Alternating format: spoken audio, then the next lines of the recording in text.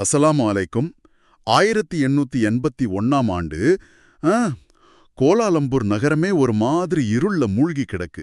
அஸ்ஸலாமு அலைக்கும். ம், ஆமா. அதாவது பாத்தீங்கன்னா, தொடர்ந்து பல நாளா பேஞ்ச பெருமழையால கில்லான் நதி தன்னோட கரைகளை உடைச்சிட்டு பெருக்கெடுத்து ஓடுது. எங்கும் மரண ஓலம். மரத்தாலான குடிசைகள் எல்லாம் ஒரு சீட்டுக்கட்டு மாதிரி சரிஞ்சு சேற்று நீர்ல அடிச்சிட்டு போகுது. ரொம்ப கொடூரமான ஒரு சூழல் அது. ஆமா, அந்த மாபெரும் வெள்ளத்துல நகரத்தோட மையப்பகுதியில இருந்த மலாக்கா மசூதி, அப்புறம் ஜாவா தெரு மசூதி, இது ரெண்டுமே வேரோட சாய்க்கப்பட்டு சுவடே இல்லாம முழுமையா அழிஞ்சு போகுது. நீங்க கற்பனை செஞ்சு பாருங்க, ஒரு சமூகம் பல வருஷமா தங்களோட சொந்த கைகளால செதுக்குன நம்பிக்கையோட அடையாளங்களை ஒரே ராத்திரியில இழந்துட்டு நிர்கதியா நிக்குது. நீங்க விவரிக்கிற அந்த சூழல் உண்மையிலேயே சொல்லப்போனா நெஞ்ச பிசையக்கூடிய ஒண்ணு. ஏன்னா அது வெறும் செங்கற்களாலும் மரங்களாலும் ஆன கட்டிடங்களோட அழிவு மட்டும் இல்ல. வேற என்னவா அதை நம்ம பார்க்கலாம்? அதாவது ஒரு புதிய நிலத்துல கடல் கடந்து வந்தவங்களுக்கு அந்த மசூதிகள் தான் சமூக கூடங்கள். தங்களோட இன்பத் துன்பங்களை பகிர்ந்து கொள்ற இடங்கள், அப்புறம் வர்த்தக தகவல்களை பரிமாறிக்கிற மையங்கள். சுருக்கமா சொல்லப்போனா அது அழிஞ்சது அந்த மக்களோட ஆணிவேரைய அசைச்சு பாக்குற மாதிரி அமைஞ்சது. உண்மைதான். ஆழமான இந்த வரலாற்று தேடலோட 5வது பகுதிக்கு உங்களை வரவேற்கிறோம். முந்தைய பகுதிகளில் தமிழ் முஸ்லிம்கள் எப்படி கடல் கடந்து கோலாலம்பூருக்கு வந்தாங்க, அவங்களோட தொடக்க கால பயணங்கள் எப்படி இருந்துச்சுன்னு பார்த்தோம். ஆமா, சௌலியா மக்களோட அந்த வருகைய ரொம்ப விரிவா பேசணும். ஆனா இன்னைக்கு எல்லாம் அழிஞ்சு போன அந்த 1881ஆம் ஆண்டோட இருண்ட இரவுலிருந்து நம் தேடலை தொடங்க போறோம். அரசாங்கத்தோட உதவி எதுவுமே இல்லாம அந்த மாபெரும் வெள்ளத்துக்கு பிறகு இந்த மக்கள் எப்படி மீண்டு வந்தாங்க. அது ஒரு மிகப்பெரிய ஆச்சரியம். கண்டிப்பா. தங்கள் தனித்துவமான அடையாளத்தை எந்த சமரசமும் இல்லாம எப்படி நிலைநிறுத்தினாங்க, எந்த அதிகார பலமும் இல்லாத ஒரு சிறுபான்மை சமூகம் பிரிட்டிஷ் ஏகாதிபத்தியத்தை எப்படி திகைக்க வச்சது அப்படிங்கறத தான் இன்னைக்கு நம்ம ரொம்ப ஆழமா பேச போறோம். சரி, வெள்ளம் வடிஞ்ச பிறகு அந்த இடத்துல என்னதான் நடந்துச்சு? அந்த 81 வெள்ளம் கோலாலம்பூர் வரலாற்றிலேயே ஒரு மிகப்பெரிய திருப்புமுனை. எல்லாம் அழிஞ்சிடுச்சு, மக்கள் வீதியிலே நிக்கிறாங்க அப்படிங்கிற நிலையில பிரிட்டிஷ் அரசாங்கம் அவங்களுக்கு உதவி செஞ்சுதான்னு பாத்தீங்கன்னா நிச்சயமா இல்ல. அட, ஒரு காலனித்துவ அரசு எந்த உதவியுமே பண்ணலையா? ஆமா, எந்த ஒரு பிரிட்டிஷ் அரசாங்க நிதியுதவியும் கிடைக்கல. அந்தந்த மசூதி மக்களே களத்துல இறங்குனாங்க. சேற்றை அப்புறப்படுத்தி தங்களுடைய சொந்த பணத்தையும் உழைப்பையும் கொட்டி அதே இடத்துல மசூதிகளை மறுபடியும் மெல்ல மெல்ல கட்டி எழுப்புனாங்க. இது அவங்களோட மன உறுதியை காட்டுது. சரியா சொன்னீங்க. இங்கேதான் அந்த மக்களோட மன உறுதியையும் அவங்களோட ஆழமான பொருளாதார கட்டமைப்பையும் நம்ம கவனிக்கணும். இதை நிரூபிக்கிற வகையில 85-86 காலகட்டங்கள்ல ஒரு மிக முக்கியமான வரலாற்று நிகழ்வு நடக்குது. என்ன நிகழ்வு அது? அதாவது ராஜா லவுட், தம்பி அப்துல்லா, இப்ராஹிம் பின் ரசூதின், சார்ஜென்ட் ஹாஜி மாட், அப்புறம் ஹாஜி யூனிஸ், இப்படி ஒரு 5 முக்கிய பிரமுகர்கள் ஒன்னு சேர்ந்து ஒரு பெரிய காரியத்தை செய்றாங்க. ஓஹோ, என்ன செஞ்சாங்க? புதிதா கட்டப்பட்ட மலாய் பள்ளிக்கு பின்னால மலாக்கா மசூதிக்கு பக்கத்துல முசாஃபிர்கள், அதாவது பயணிகளுக்கான இலவச தங்குமிடத்தை கட்டுறதுக்காக அரசாங்கத்துக்கிட்ட நிலம் கேக்குறாங்க. இதுக்கு பேரு ருமா வக்ஃப். ஒரு நிமிஷம் பொறுங்க. ஒரு மாபெரும் பேரிடர்ல இருந்து அவங்க அப்போதான் மீண்டு வந்துட்டு இருக்காங்க. தங்களோட வீடுகளையும் கடைகளையும் சரி பண்ணவே அவங்களுக்கு நிறைய பணம் தேவைப்பட்டிருக்கும் இல்லையா? ஆமா, கண்டிப்பா. அந்த ஒரு சூழ்நிலையிலையும் வெளியூர்ல இருந்து வர்ற பயணிகளுக்காகவும் ஆதரவற்றவர்களுக்காகவும் இலவசமா உணவும் தங்குமிடமும் கொடுக்கிற ஒரு அறக்கட்டளை விடுதியை கட்ட அவங்க யோசிச்சிருக்காங்க அப்படிங்கிறது மிகப்பெரிய ஆச்சரியம். உண்மைதான், அது அவங்களோட பெரிய மனசை காட்டுது. இத பார்க்கும்போது இப்போதைய நவீன காலத்துல இணையம் வழியா மக்கள் தாங்களே சிறு சிறு தொகையா சேர்த்து ஒரு பெரிய சமூக நலத்திட்டத்தை உருவாக்குறாங்களே, கிரவுட் ஃபண்டிங்னு சொல்லுவோமே, அதே மாதிரி ஒரு கூட்டு நிதி திரட்டுற முறைய அவங்க அந்த காலத்திலே செஞ்சிருக்காங்கன்னு சொல்லலாமா? மிகச்சரியா புரிஞ்சுக்கிட்டீங்க. இஸ்லாமிய மரபுல இதையே வக்ஃப் அப்படின்னு சொல்லுவாங்க. அதாவது ஒரு சொத்தை இறைவனோட பேரால புது நன்மைக்காக நிரந்தரமா அர்ப்பணிக்கிறது. தங்களுக்கு ஒரு பெரும் இழப்பு ஏற்பட்டிருந்த போது கூட தங்களை நாடி வர்ற மத்தவங்களுக்கு உதவணும்னு நினைக்கிற அந்த சமுதாயத்தோட பரந்த மனப்பான்மைய இது காட்டுது. கிரேட். இதுக்காக 40 அடி அகலம் அப்புறம் 150 அடி நீளம் கொண்ட ஒரு நிலத்தை அவங்க பிரிட்டிஷ் அரசு கிட்ட கேக்குறாங்க. சரி, நிலத்தை கேட்டாங்க, அது அரசு மறுக்க முடியாது. ஆனா அந்த கட்டிடத்தை கட்டுறதுக்கான பணத்தை பிரிட்டிஷ் அரசாங்கம் கொடுத்துச்சா? ஒரு அரசுங்கிற குறையில அவங்களுக்கு அந்த பொறுப்பு இருக்கே. அங்கதான் பிரிட்டிஷாரோட தந்திரமும் இந்த தமிழ் முஸ்லிம் மக்களோட உண்மையான பலமும் வெளிப்படுது. 1886ல ஹென்றி கான்வே பெல்ஃபீல்ட் அப்படிங்கிற ஒரு பிரிட்டிஷ் நிலவரி அதிகாரி ஒரு குறிப்பை எழுதுறாரு. ஓ, அந்த குறிப்புல என்ன இருக்கு? அந்த ஆவணக்குறிப்பு என்ன சொல்லுதுன்னா, கோலாலம்பூர் நகரத்துல உள்ள மலாய் மற்றும் தமிழ் முஸ்லிம் வியாபாரிகள் மிகச் சிறந்த பொருளாதார நிலையில செல்வச் செழிப்போடு இருக்காங்க. அரசாங்கம் அவங்களுக்கு நிலத்தை இலவசமா வழங்குறதே பெரிய விஷயம். அப்படியா? நிலத்தை கொடுத்ததே பெரிய விஷயமா? ஆமா, அதனால அந்த கட்டிடத்தை கட்டுறதுக்கான முழு பணத்தையும் அரசாங்கம் கிட்ட கேட்காம அந்த வசதியான வியாபாரிகளே தங்களுக்குள் நிதி திரட்டி கட்டோன்னு வெளிப்படையாவே அந்த அதிகாரி சொல்றாரு. பிரிட்டிஷ் அரசாங்கம் சும்மா பேருக்கு ஒரு $100 மட்டும்தான் கொடுத்துச்சு. அதாவது இத கொஞ்சம் ஆழமா பார்த்தா, பிரிட்டிஷ் அதிகாரி அவங்களோட செல்வச் செழிப்பை பார்த்து வியந்திருக்காரு அப்படிங்கறத விட, சமூக நலனுக்கான தங்கள் பொறுப்பை தட்டி கழிச்சிட்டு அத வியாபாரிகளோட தலையில கட்டிட்டாங்கன்னு தான் தோணுது. அதுவும் ஒரு வகையில உண்மைதான். ஆனா அதே சமயம் அரச நம்பி நிக்காம தங்களுடைய சமூக தேவைகளை தாங்களே பூர்த்தி செஞ்சுக்கிற அளவுக்கு வர்த்தகத்துல இந்த தமிழ் முஸ்லிம்கள் கொடிகட்டி பறந்திருக்காங்க அப்படிங்கறதும் புரியுது. 100க்கு 100 உண்மை. மீதமுள்ள முழு தொகையையும் அந்த மசூதி மக்களே தங்களுக்குள் திரட்டி அந்த இலவச தங்குமிடத்தையும் கட்டினாங்க. அது மட்டும் இல்லாம அந்த மசூதிக்கான இமாம் தங்குறதுக்கான அதிகாரப்பூர்வ குடியிருப்பையும் கட்டினாங்க. Wow, super. ஆனா ஒன்னு கவனிச்சிங்களா? கோலாலம்பூரோட மிக மைய பகுதியில வர்த்தகம் செழித்து வளர்ற ஒரு இடத்துல தங்களோட வேர்களை இவங்க இவ்ளோ ஆழமா பதிவு செஞ்சதுதான் பிற்காலத்துல இவங்களுக்கு ஒரு மிகப்பெரிய ஆபத்தாகவும் வந்து முடிஞ்சது. நிலத்தோட மதிப்பு அதிகமாகும் போது அதிகாரத்தோட கண்களுக்கு அது உறுத்தும்னு சொல்ல வரீங்க? அது எப்படி நடந்துச்சு? ஒரு சமூகம் இவ்ளோ கஷ்டப்பட்டு உருவாக்குன அந்த இடத்த குறிவச்சு பிரிட்டிஷார் என்ன செஞ்சாங்க? பாத்தீங்கன்னா அந்த ஆபத்து முளைச்சது 1900களோட தொடக்கத்துல. கோலாலம்பூரோட மக்கள் தொகையிலையும் நிலவியல்லையும் ஒரு பெரிய மாற்றம் நடக்குது. என்ன மாற்றம்? 1900ல பிரிட்டிஷ் அரசாங்கம் வந்து கம்போங் பாரு அப்படிங்கிற ஒரு பெரிய நிலப்பரப்ப மலாய் விவசாய குடியிருப்பா அறிவிக்கிறாங்க. இதனால என்னாச்சுன்னா, கோலாலம்பூர் நகர மையத்துல வசிச்சு வந்த மலாய் மக்கள்ல பெரும்பாலானவங்க புதிய வாய்ப்புகளை தேடி அந்த பகுதிக்கு இடம்பெயர்ந்து போயிடுறாங்க. சரி. அங்க அவங்க தங்களுக்குன்னு ஒரு புதிய மசூதியையும் கட்டிக்கிறாங்க. அப்படி என்றால் நகர மையத்துல இருந்த பழைய மசூதி, அதாவது அந்த மலாக்கா மசூதி, முழுமையா தமிழ் முஸ்லிம்களோட கைக்கு வந்துடுச்சா? சரியா சொன்னீங்க. மலாய் மக்கள் பெருமளவுல இடம்பெயர்ந்தாலும் மலாக்காவிலிருந்து வந்தவங்களும் இந்தியாவிலிருந்து வந்த தமிழ் முஸ்லிம்களும் வர்த்தக நடக்கிற அந்த மைய பகுதியிலேயே தங்கிடுறாங்க. இப்போ அந்த மசூதியோட நிர்வாகம் முழுமையா இந்த தமிழ் முஸ்லிம் சமூகத்தோட கைகளுக்கு வருது. இந்த காலகட்டத்துல தான் அந்த மசூதியா அமைந்திருந்த தெருவோட பேரை கொண்டு அது பத்து லேன் மசூதி அப்படின்னு பேர் பெறுது. ஓஹோ, ஆனா அது நகரோட மிக முக்கியமான இடமாச்சே. நிச்சயமா பிரிட்டிஷார் இதை சும்மா விட்டுருக்க மாட்டாங்களே. கண்டிப்பா விடல. 1912ஆம் ஆண்டு பிரிட்டிஷ் அதிகாரியான டக்ளஸ் வந்து ஒரு திட்டத்தை முன்வைக்கிறாரு. அவர் என்ன சொல்றாருன்னா, இந்த 10 லேன் மசூதி இப்போ ரொம்ப பழையதாகிடுச்சு. நகரத்தோட மையத்துல வர்த்தக பகுதியில இப்படி ஒரு பழைய கட்டிடம் எதுக்கு? ஆஹா, வியாபார நோக்கமா? ஆமா, இத இடிச்சிட்டு அந்த இடத்துல வரிசையா கடைகளையும் வீடுகளையும் கட்டலாம். அந்த கடைகள் மூலம் வர்ற வாடகை பணத்தை வச்சு பக்கத்துல புதிதா கட்டப்பட்டிருக்க பிரம்மாண்டமான மஸ்ஜித் ஜாமெக் மசூதியோட பராமரிப்பு செலவுகளுக்கு பயன்படுத்திக்கலாம்னு சொல்றாரு. அடப்பாமே. இதை விட அதிர்ச்சியான விஷயம் என்னன்னா, சிலாங்கூர் சுல்தானும் இந்த திட்டத்துக்கு ஆரம்பத்துல சம்மதம் தெரிவிக்கிறாரு. ஆமா, பழைய மசூதியை இடிச்சிடலான்னு ஒத்துக்கிறாரு. இது மிக முக்கியமான இடம். இது நம்ம கொஞ்சம் அரசியல் ரீதியா பகுப்பாய்வு செய்யணும். சுல்தான் ஏன் இதுக்கு சம்மதிச்சாரு? 1909ல தான் அந்த பிரம்மாண்டமான மஸ்ஜித் ஜாமெக் மசூதி சுல்தானால துறக்கப்பட்டுச்சு. அது இஸ்லாத்தோட அடையாளமாவும் தன்னோட புகழோட அடையாளமாவும் இருக்கணும்னு அவர் நினைச்சிருக்கலாம். கண்டிப்பா, அது ஒரு முக்கியமான காரணம். அதோடு பிரிட்டிஷாருக்கு அந்த இடத்துல கடைகளை கட்டி வாடகையிட்ட வணிக நோக்கம் இருந்துச்சு. இரு தரப்பு அதிகாரங்களுக்கும் இது லாபகரமான ஒரு விஷயமா இருந்திருக்கு.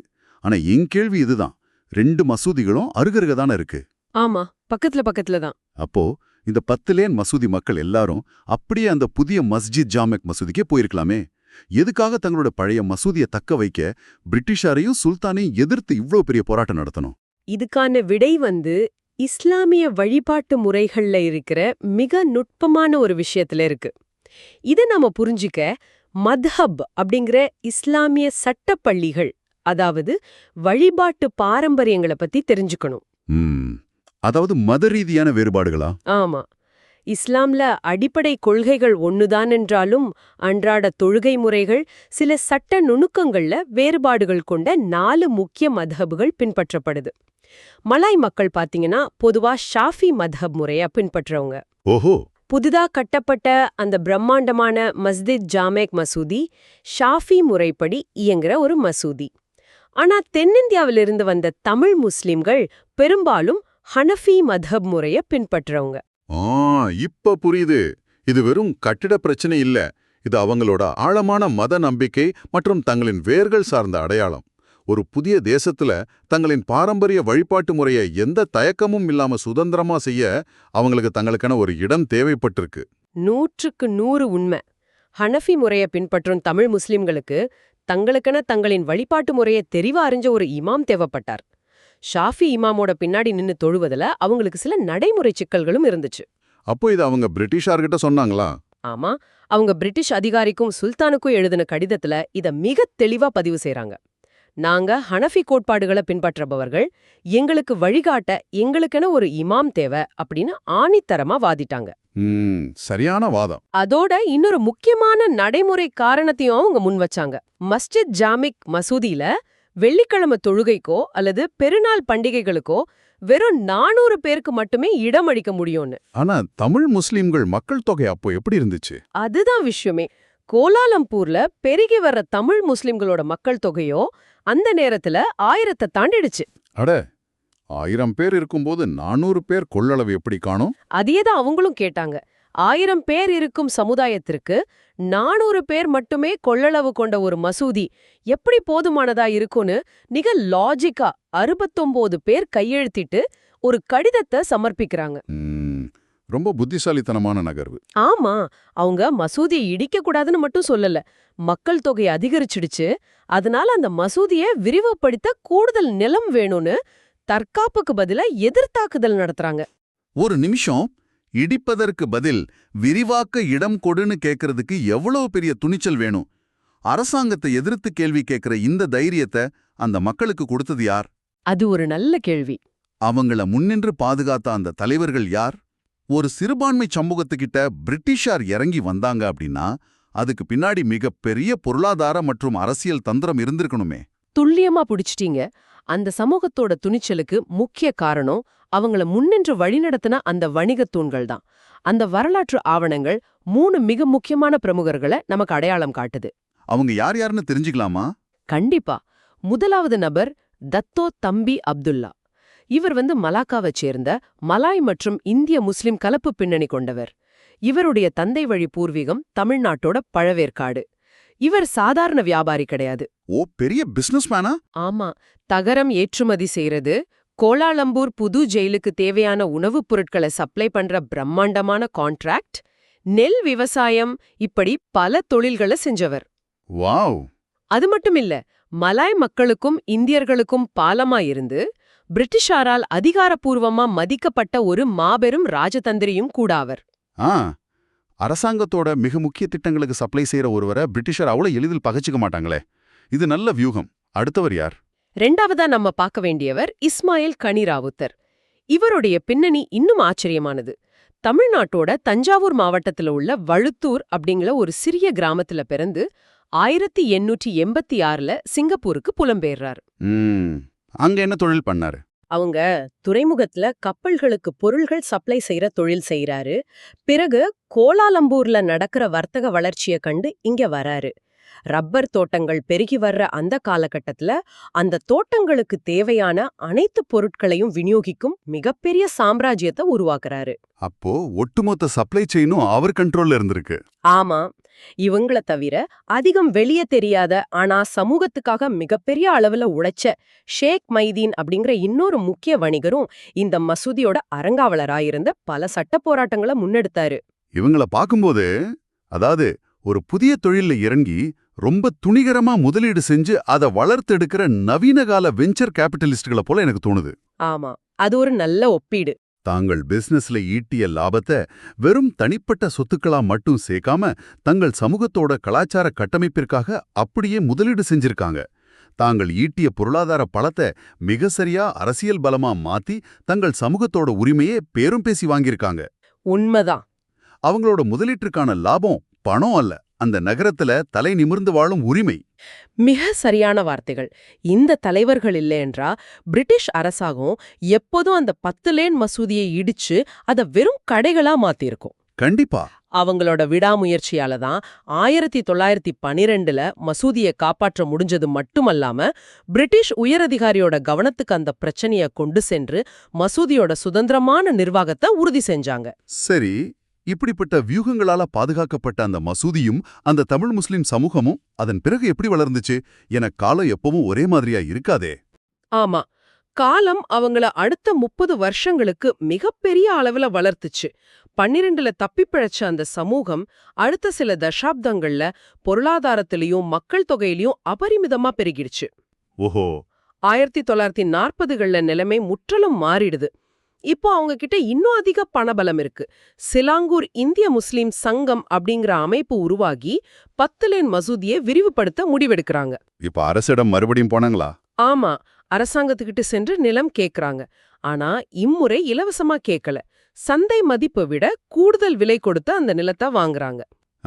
இது ஒரு மிக முக்கியமான ராஜதந்திரம். ஏன்னா அரசாங்கம் கிட்ட இலவசமாவோ அல்லது மானியமாவோ வாங்கினா என்றாவது ஒரு நாள் அரசு அதை மீண்டும் பறிக்கவோ அல்லது அதிகாரம் செலுத்தவோ முடியும்.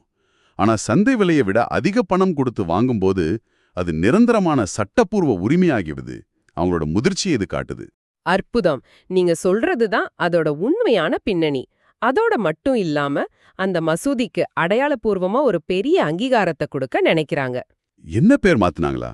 ஆமா, 1941ல அந்த மசூதியோட பெயர் அத பயன்படுத்துற மக்களை பிரதிபலிக்கும் வகையில தென்னிந்திய முஸ்லிம் மசூதி என அதிகாரப்பூர்வமா மாற்றப்படுது. வாவ். அந்த மசூதியோட எதிர்கால நிர்வாகத்துக்கான புதிய சட்டப்பூர்வ அறக்கட்டளை பத்திரம் லண்டன் வழக்கறிஞர்களை கொண்டு 41 அக்டோபர் 13 மிக நேர்த்தியா தயாரிக்கப்படுது. எல்லாமே ஒரு பிரம்மாண்டமான புதிய அத்தியாயத்துக்கு தயாராயிடுச்சு. இத நாம கொஞ்சம் ஆழமா உள்வாங்கணும். ஒரு சமூகம் பெருவெள்ளத்துல எல்லாவற்றையும் இழந்து தங்களோட சொந்த வியர்வையால் அது மீண்டும் கட்டி அதிகார வர்க்கத்தோட மிரட்டல்களை சமாளிச்சு 60 வருஷமா ஒவ்வொரு செங்கலா அடுக்கி தங்களை நிலைநிறுத்தி ஒரு மாபெரும் வெற்றியை சுவைக்க தயாரா நிக்குது. ஆமா, லண்டன்ல ஆவணங்கள் தயாராகுது. அடுத்தது என்ன அப்படிங்கிற ஒரு மாபெரும் எதிர்பார்ப்பு அந்த மக்கள்கிட்ட இருந்திருக்கும் இல்லையா? இருந்திருக்கும். ஆனா அங்கேதான் வரலாறு தன்னோட இரக்கமற்ற பக்கத்தை காட்டுச்சு. அந்த அறக்கட்டளை பத்திரங்களை அதிகாரப்பூர்வமா பதிவு செய்யற வேலைகள் நடந்துட்டு இருந்த அதே நேரத்துல என்னாச்சு? டிசம்பர் 8, 1941 உலகப் போர் மலாயாவோட கதவு தட்டுது. ஜப்பானிய படைகள் வடக்கே கோத்தாபாருவுல தரையிறங்குறாங்க. பீரங்கி சத்தங்களும் போர் விமானங்களோட இரைச்சலும் வானத்தை கிழிக்குது. My God. மிகச்சில வாரங்கள்லயே ஜான்வரி 11, 1942ல ஜப்பானிய படைகள் கோலாலம்பூர் நகரத்துக்குள்ள நுழையறாங்க. எந்த பிரிட்டிஷ் அரசை எதிர்த்து இவங்க 60 வருஷமா சட்ட போராட்டம் நடத்தினாங்களோ அதே பிரிட்டிஷ் அரசாங்கம் இரவோடு இரவா தங்கள் உயிரை கையில புடிச்சிட்டு நாட்டை விட்டே தப்பி ஓடுது. அடப்பாவமே. தெருக்கள்ல மரண பயம், எங்கும் குழப்பம். அந்த தென்னிந்திய முஸ்லிம் மசூதியோட விரிவாக்க பணிகள், ஆவணப்பதிவுகள் என எல்லாமே ஒரு நொடியில் அப்படியே உறைஞ்சு நின்னுடுச்சு. எவ்வளவு ஒரு துயரமான தருணம் இது. தங்களோட 60 வருஷ கால உழைப்பு, திட்டமிடல், சேர்த்த செல்வங்கள் எல்லாமே போர் அப்படிங்கிற ஒரு மாபெரும் பேரழிவின் முன் ஒரு நொடியில அர்த்தமற்று போறத பார்க்கும்போது அந்த மக்கள் எப்படி துடிதுடிச்சு போயிருப்பாங்க. அத வார்த்தைகளால சொல்ல முடியாது. மனிதர்கள் எவ்வளவுதான் துல்லியமா திட்டமிட்டாலும் வரலாறு சில நேரங்கள்ல தன் சொந்த திட்டங்களை ஈவு இரக்கமின்றி செயல்படுத்துது அப்படிங்கறத நினைக்கும் போது நெஞ்சம் கணக்குது. ஆமா, அது ஒரு இருண்ட காலம். ஆனா அந்த போர் அவங்களோட விரிவாக்க பணிகளை சற்று தாமதப்படுத்திச்சே தவிர அவங்களோட அடையாளத்தை அழிச்சிடல. அந்த தலைவர்கள் போட்ட அடித்தளம் வெறும் செங்கற்களால் ஆனது அல்ல, அது அவங்களோட வேர்களால் பின்னப்பட்டது.